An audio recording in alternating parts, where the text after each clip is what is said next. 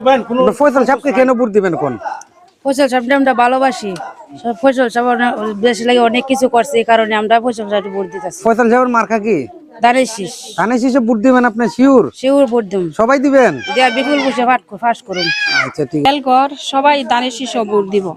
ফসল সাহেব খুব ভালো মানুষ, সেরে ভোট না দিয়া কারে ভোট দিব, সেরে সবাই বেলগরের ভোট দিব। আচ্ছা ফয়সাল সাহেবকে আসলে কেন ভোট দিতেছেন আপনি বললেন?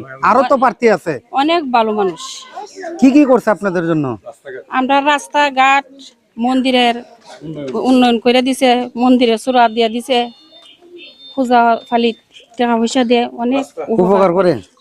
তো এবার ধানের শহরে তো ভোট দিবেন না হ্যাঁ ফয়সাল সাহেবকে? ফসল সাহেবের দানে চড়াতে আবার সবাই তো গ্রামের কইতাছি ভোট দিবার কথা।